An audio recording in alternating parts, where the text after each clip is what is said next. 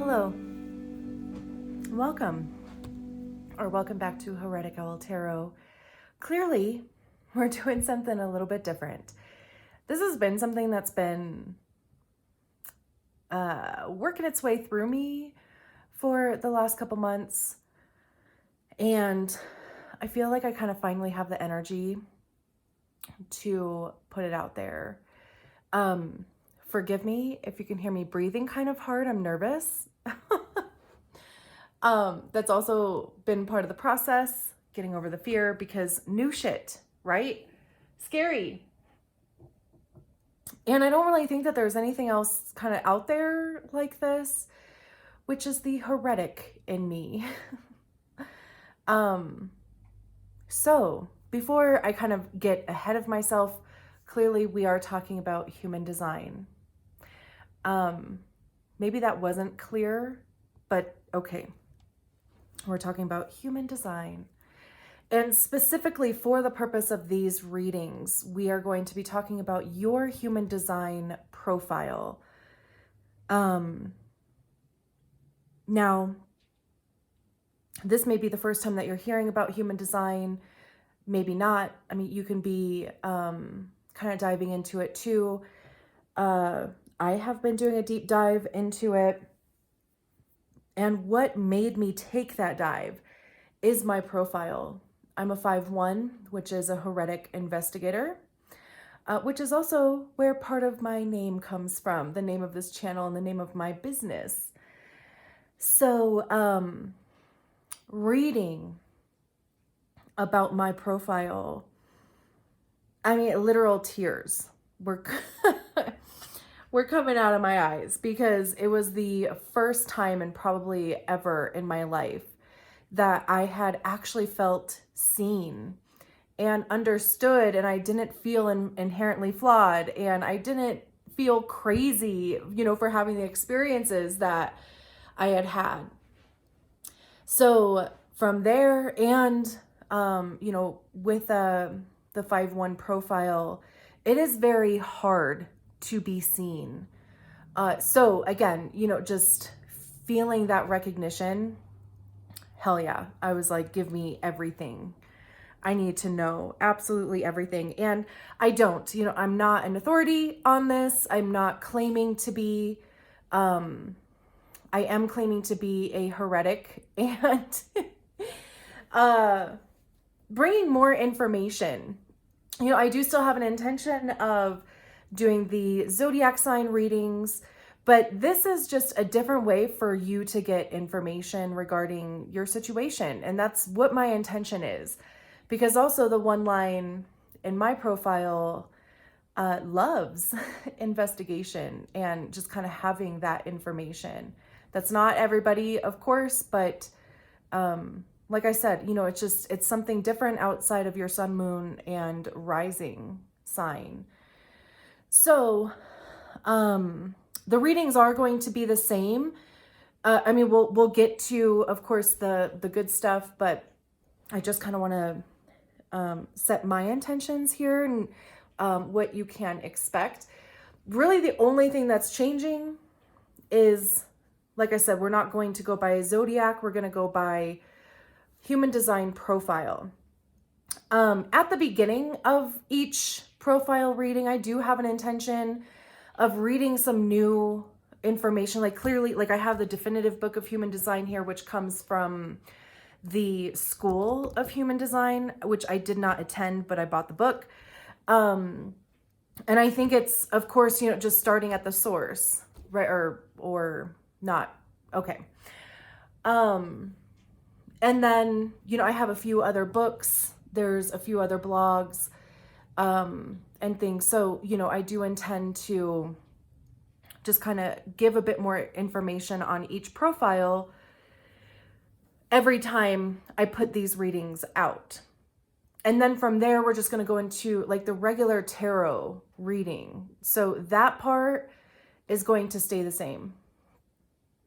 Now, if you know your profile, you can just skip ahead because you would be here because this is your profile. But if you don't know your profile yet, I'll link the website below. I use Joven Archive because, again, you know, it's kind of coming from the original. There are plenty of options when it comes to getting your human design. So, I mean, you can just Google human design chart and pick one. Of course, I mean, pick one that's free. I think for the most part they are, most of them, all of them. So you'll need the same information you need for your natal chart. So you'll need your birth date, the time, and location. Now with human design, the time does need to be as accurate as you can get it, because there are certain things that can change based on the time. So again, you would want to try to get that as accurate as you can. If you don't know the exact time, maybe you know that you were born sometime in the morning, maybe you know that you were born sometime in the afternoon or evening or overnight. You know, I mean, you can kind of use a general time that correlates to the time of day. Like morning, you can use 6 or 8 o'clock, afternoon, noon or 2 o'clock, evening, 6 or 8 o'clock, overnight, you know, I don't know, 1 or 3 o'clock. And if you don't really know that, like I have a friend who has no clue, like the time isn't even on her birth certificate, but she has always had this feeling that she was born in the morning and has just kind of rolled with that. So, you know, but you'll put in your information and you'll see your body graph. This one is mine. Aw. Now, your body graph is going to be unique to you. I don't think that it's impossible, but I think it's incredibly rare for somebody else to have your same exact design. There might be similarities, but as far as it being exact, that's pretty rare. Like my cousin and I have the same centers defined, which means that those centers are colored in. And we have some of the same channels and gates, which are those red or black areas between the centers, but it's not exactly the same. But there's a lot of similarities between us, but of course there's a lot of differences. So you'll see on the right or the left side, there's those numbers in red, that's the design side. And on the left, there's the numbers in black, which is your personality. And those numbers are the correlating gates, which again are the red and black lines between the centers. And the centers are those areas that are either colored in, there's 9 of them. They're either colored in or defined, or they are white or undefined. You can have all of them colored in, you could have none of them colored in, and you can have any combination of that in between. So it depending on how your screen looks, you might have to scroll down a little bit, or it might be to the right, but you'll see that there's listed a type, which would be either a manifestor, a generator, a manifesting generator, a projector, or a reflector. You'll see definition, you'll see strategy, you'll see your profile, your inner authority, your not self theme, and your incarnation cross. Now, we are focusing on your profile.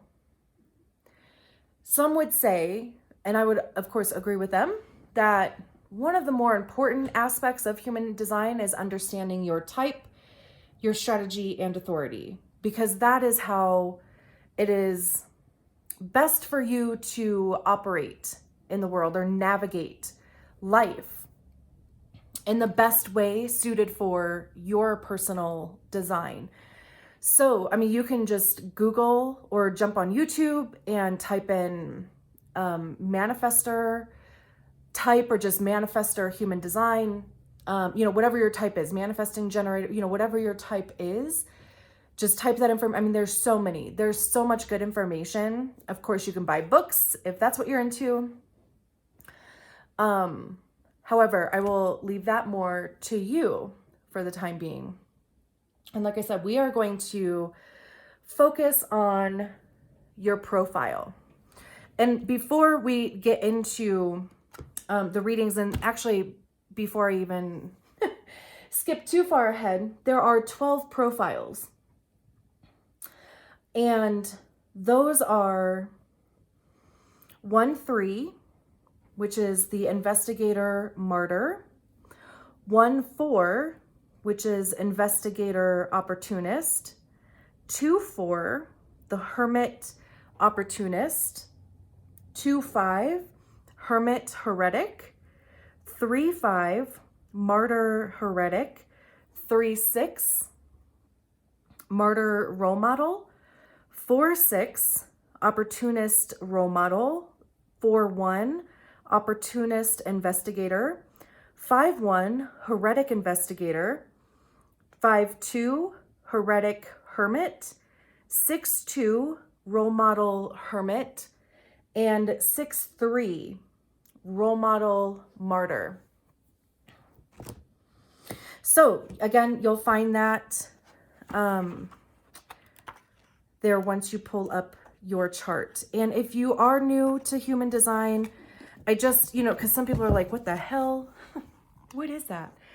And again, I think that, I could talk for hours about what it is. And maybe someday I will. But for now, I just wanted to give this little snippet out of the definitive book of human design. It says the human design system is not a belief system. It does not require that you believe in anything. It is neither stories nor philosophy. It is a concrete map to the nature of being, a mapping of your genetic code. This ability to be able to detail the mechanics of our nature in such depth is obviously profound because it reveals our complete nature in all its subtleties. Excuse me. Human design opens a door to the potential of self-love, a love of life, and the love of others through understanding. Ra'uruhu. And that's the guy that channeled human design back in 1980 something. So that's just a little snippet about human design. And we're going to get on to the actual reading. Great. So if you are here, then you are a 6-3 or a role model martyr. And like I said, I'm just going to read a blurb from the definitive book of human design on what it says about that profile. The blurb that I read is going to be a bit longer than the other blurbs that I've read for the other profiles. Because I think it's important information. Like I've been just reading this background, but I'm actually going to read this personal section as well. So it is going to be me reading for a second. So of course you're welcome to stay for that.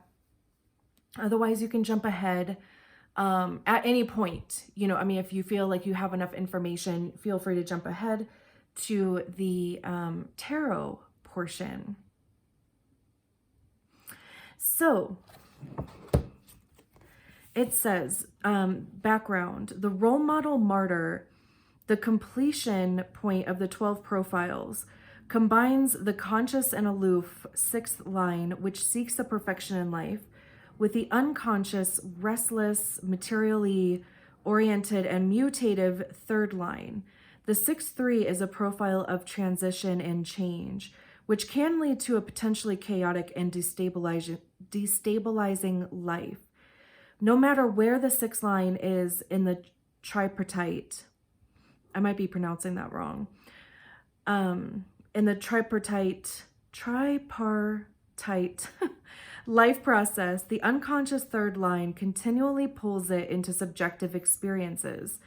It is through this process, though, that 6-3s become the wisest of role models, ultimately discovering that uniqueness is perfection, and that we cannot trust in anyone when making decisions but ourselves. personal.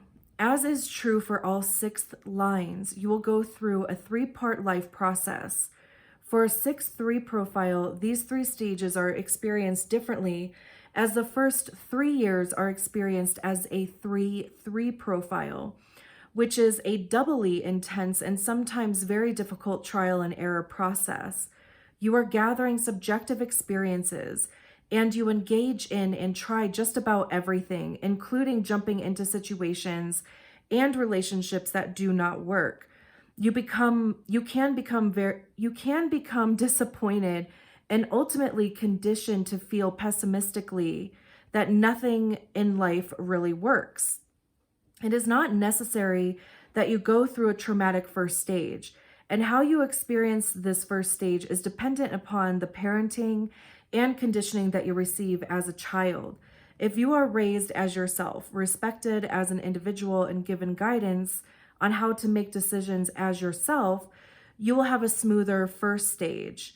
If you are your own authority, you will gain wisdom through these subjective experiences and discover what is correct for you to discover. 6-3 children need to be encouraged and taught to see that a trial and error process is not about making mistakes, but rather opportunities for learning.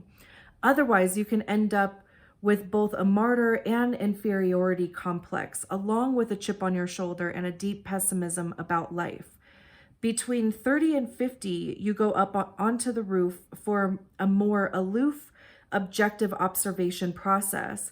This is the time when you retreat from the subjective experiences as your 3-3 is. This is a time when you retreat from the subjective experience as your 3-3 is now a 6-3, but you don't really get the reprieve of staying securely on the roof that a 6-2 profile does. Your unconscious third line continually pulls you to engage again and again in the experiential trial and error process with feelings of this is not it, there is still more, and there are still things to try and things that still need to be explored.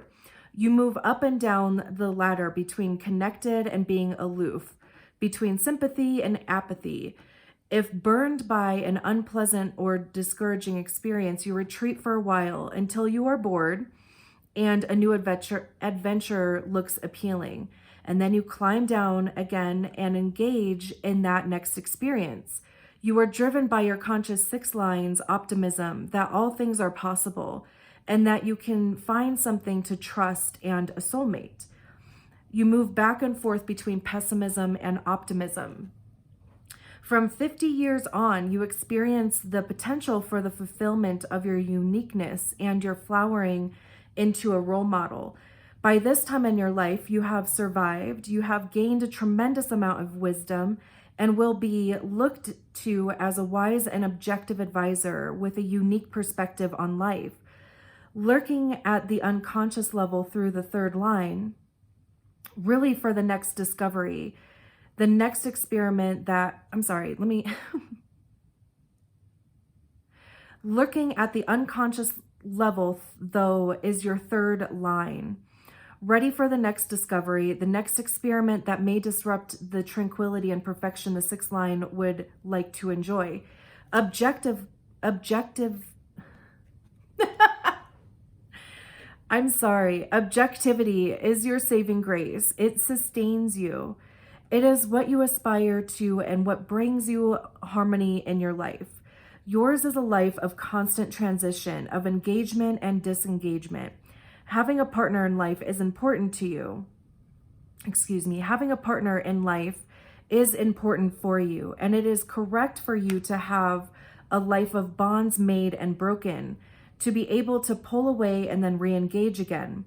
When you are operating as your own unique authority, you experience the transitions that are correct for you.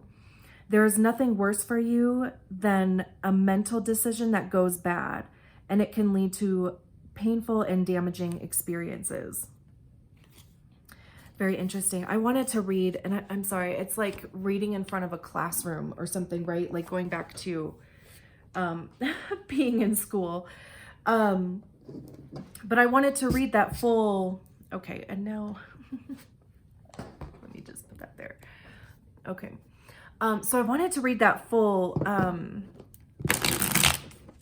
section there because it does talk about the 3 stages in life, and especially, you know, the slight difference for the 6-3 profile, since for the first 30 years,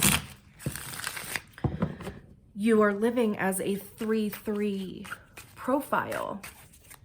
And that third line is all about trial and error. And it's a lot of mistake making, but it's, you know, kind of like, you know, there's intention in those mistakes, because obviously by making mistakes, you figure out what doesn't work, right? And so then you can get more clear on what does work. And I'm learning about the 6th line is that there's this constant energy of authenticity that comes along with the 6th line, which would make sense because, you know, in order to kind of be that role model, or at least an effective role model, it's being able to explain your lived experiences and coming to a place of being authentically yourself, because, you know, by being authentically yourself, it's almost like it gives other people permission to be authentically who they are. So like it was saying, you know, regardless of where you're at in that that word I couldn't pronounce, tripartite, which is basically 3 parts, because I had to Google it.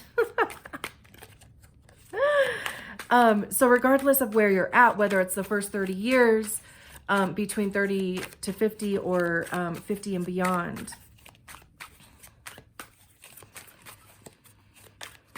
it's almost like, you know, you kind of need like that constant stimulus. You know, like you kind of need things to be trying and exploring. But, you know, if you're between 30 and 50, then it's almost like, you know, be sure that you are kind of giving yourself permission to go back up on the roof if you need to. And all that means is just kind of taking that time out, taking that break, right? Either letting things integrate into you, or, you know, even just observing them objectively, because I believe that it was talking about having an objective viewpoint, but, you know, kind of objectively analyzing things like, why did this work out? Why did it not? What are the things that do work? What are the things that don't? Why did this go so badly for me? Or why did it go so well for me? Right? And that's kind of what being up on the roof, like you have that time and you want to give yourself that time to kind of go through that process. So then when you do officially come off of the roof after the age of 50, you will have, you know, kind of taken that time to really know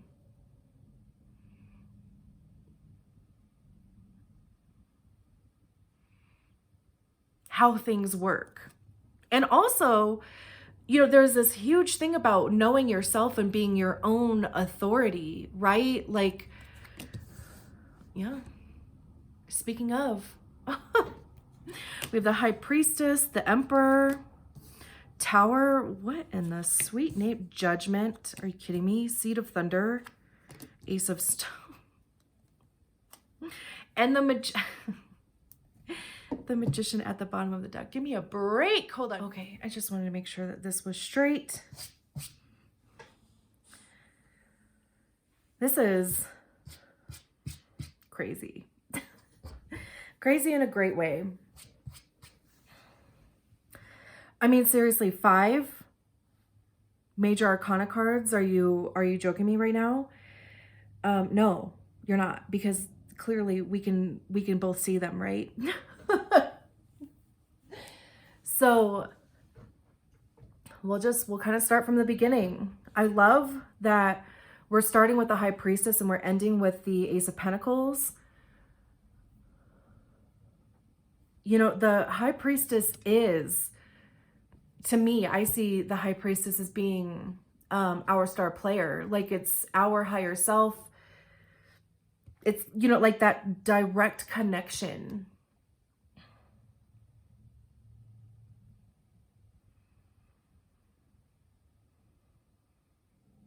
I also love that it's an owl.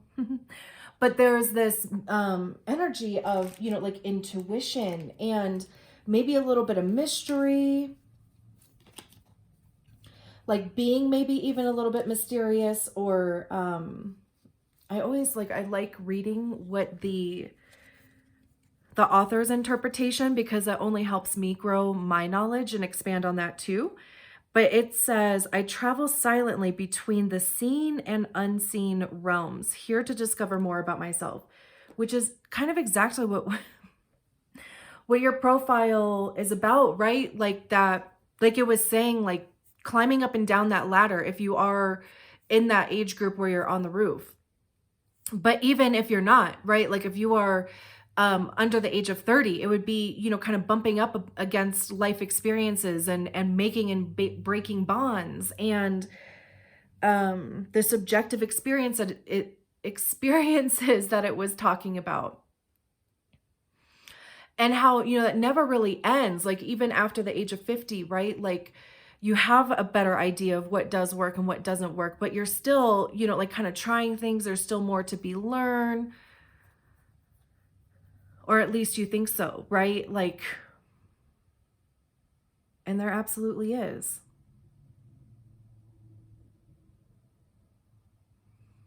Like just, you know, like the wisdom that would come along with being this profile.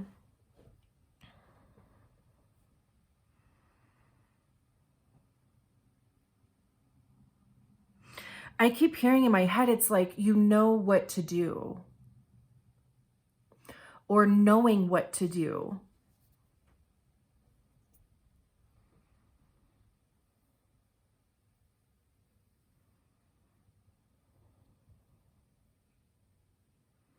And then we have judgment. And judgment says, when I embrace and love all of the broken parts, I shed old skin and fully love myself. Yeah.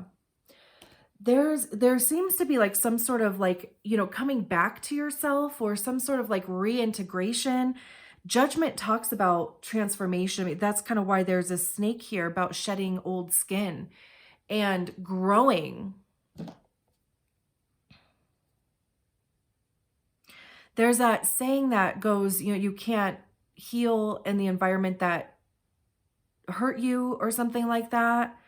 And that's kind of this feeling that I'm getting with this judgment card. Like it's almost like, you know, you have to shed that skin so that you can move forward and be more authentic, and even maybe share your wisdom.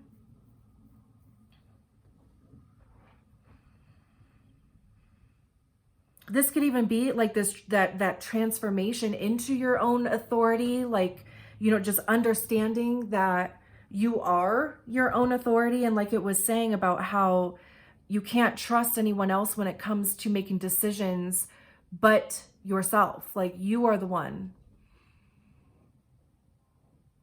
that knows what's best for yourself.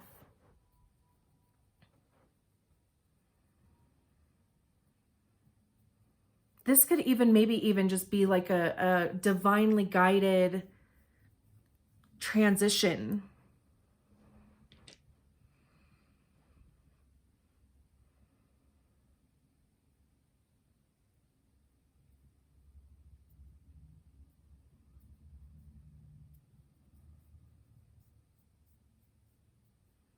I mean, it could be something that, you know, like if you have been spending a lot of time doing kind of that deep soul searching stuff, because like I was saying, right? Like the section about how you experience the first phase is dependent upon the parenting and conditioning you receive as a child. So, I mean, you could be unpacking that. which would literally be shedding old skin, like shedding, the old stuff, shedding that conditioning. What is yours and what is not, right? Like, what is yours and what is conditioning? What do you believe about yourself? Because that's a question that always came up for me during my super deep deconditioning, is how do I actually feel about myself? Like, how do I view myself? Who do I believe that I am? And everything else, like any story that came up, any fear, insecurity, whatever it was, even any like good feelings, like again, like, I mean, I'm a 5'1", so it's probably my first line that had me kind of dig a bit deeper into that and be a bit analytical. But that's what I did though, because I was like, is this something that I believe to be true of myself? And if it wasn't, then I had to release it. And I kind of did these meditations where I would call that energy out of myself, and I would set an intention for it to be cleansed and cleared and basically like sent out into the ethers and be available to whoever needs it. Whoever needs just some cleansed energy, whenever they need it, it'll be available to them, because it wasn't mine. It wasn't something that I believed to be true of myself.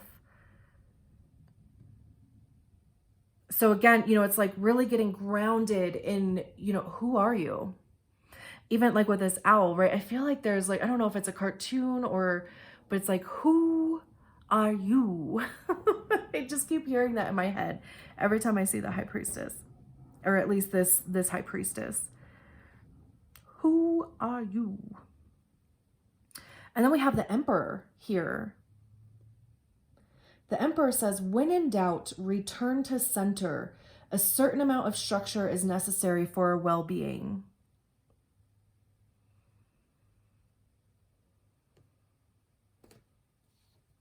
The emperor talks about being an authority. I mean, he is the ultimate authority, right? The emperor is considered all of the kings in one card.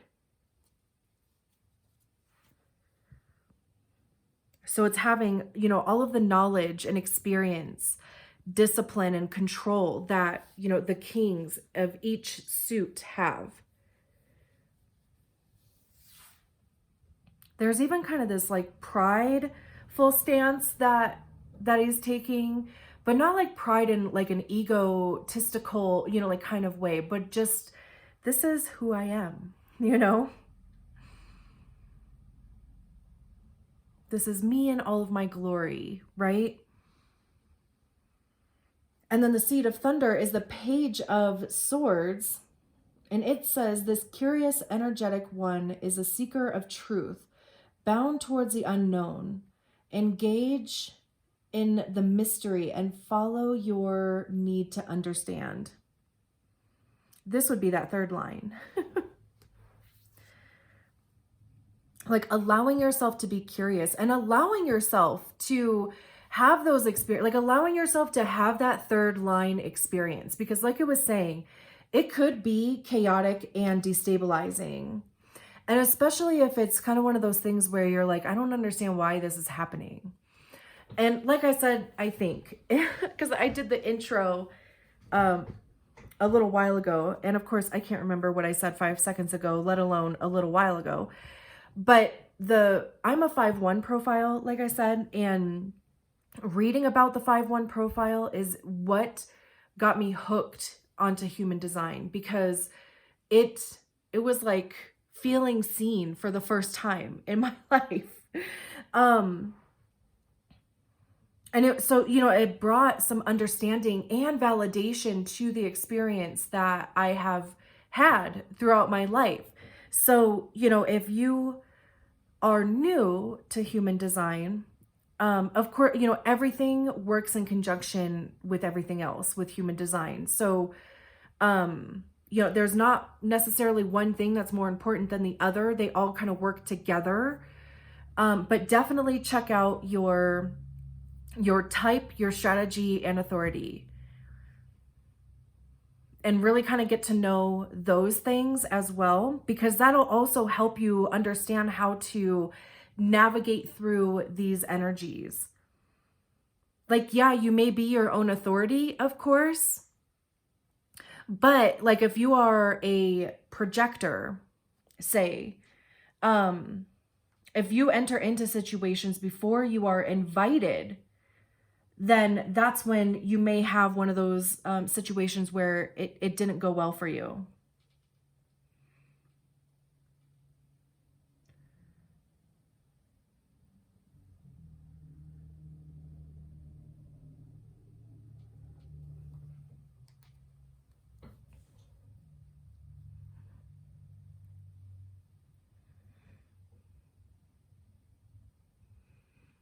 I hope that you can still hear me okay. I don't know if my AirPods, it's been a crazy day with electronics today. So, like I said, I hope that you can still hear me.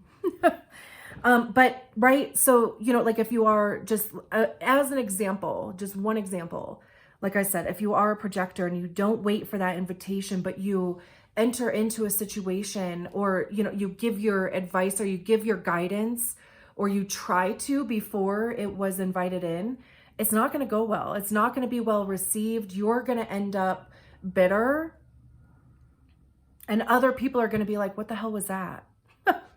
So, again, like it would be, of course, beneficial to take a look at what your strategy and authority is.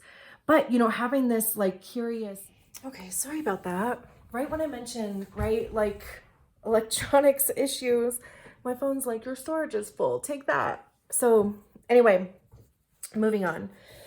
So yeah, having that curious nature, right? Because again, going along with the projector analogy, you're going along, you're doing your thing, right? Like you're testing out experiences, you're learning shit, right? Like you're learning what does and does not work. That's what like people recognize that in you, and then they start asking you for advice or for your guidance, and that's the invitation, right? So all you need to be concerned about is what you're doing. And that's what it's talking about by being your own like authority also. Like just do what you feel guided to do. Of course, like taking into account your strategy and authority to enter into things correctly, but also again, like even if you enter into them incorrectly, it's still that third line of learning, which is going to help that sixth line of being a role model. And then we have the Tower here, and the Tower talks about unexpected upheaval, sudden change, upheaval, release, and revelation. I burn what no longer serves me and embrace my divinity. Absolutely. So, again, like if you've been kind of in that energy of, because all of this is like coming back to yourself is what I keep like seeing with all of this. And also this understanding that there is purpose to everything that is going on.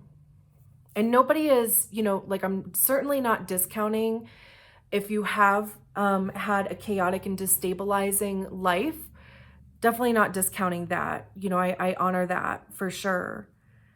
And like I said, like just recognizing that would come with having this profile. And it's also, that ebb and flow of pessimism and optimism, right? But definitely allowing yourself to kind of flow through that. Like what doesn't work? What needs to be, the Tower is kind of that intentional chaos. Like it's going to, whatever is not serving you is going to be taken out. And it's definitely not, it can not be a certain, hello, let me find my words. It may not be pleasant to be in.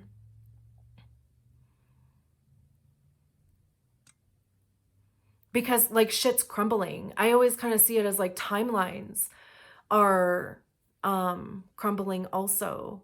So that can be a hard energy to be in. And, it's also like this almost kind of feels like being on the roof, but, like just taking the stance where, how did it word it? Oh, where did it go? I burn what no longer serves me and I embrace my divinity.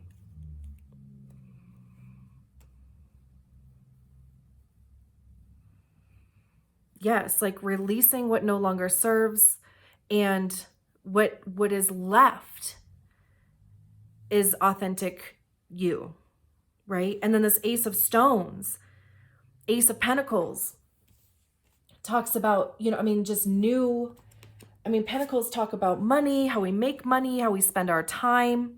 It says more security, more trust, more abundance. The world is at your fingertips. Like literally, the world is at your fingertips here. I also want to point out that I love how these two cards, there's a rainbow in each one of these cards, which I think is cool. And even, like these two cards are a little bit darker. These two cards seem a little bit brighter. Like it's just kind of like everything kind of has like a balance with tone. I don't know. It's kind of interesting how that is even playing out too.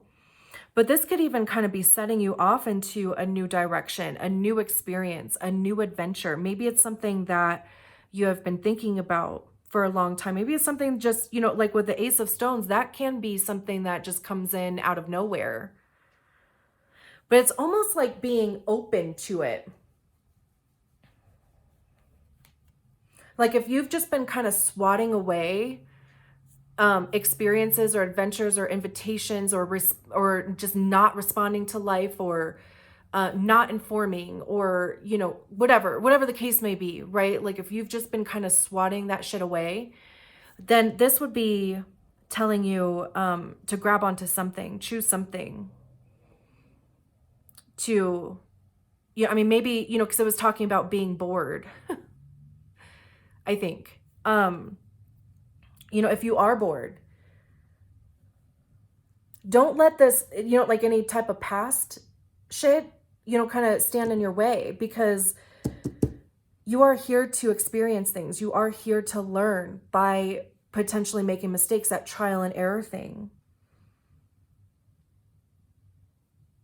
This could even be, like maybe somebody mentions something to you, like, or maybe it's like a word of mouth thing, because this seems like two different people. Like this hand and that hand don't seem like they're coming from the same person. So, there could be an offer from somebody. There could be, again, like you might just hear through word of mouth. Maybe you even like watch a video on Instagram or YouTube or TikTok that you're like, I want to try that. I want to look more into that. I want to see what that's all about. And then we have the Magician at the bottom of the deck. Beautiful. It says, grounded and expansive from my place of power, I believe in myself. I am miracles manifesting, focused and clear. Hell yeah.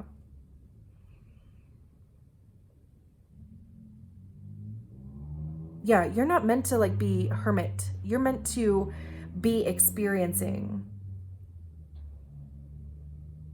And it's interesting that it mentions being grounded because, the pentacles represent earth. They are very grounded. There's, kind of this physical 3D thing that comes with the pentacles also.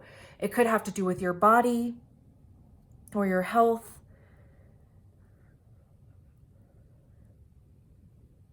But the Magician is also recognizing that, like you can call on the tools that you have available to you to start, kind of working something into reality.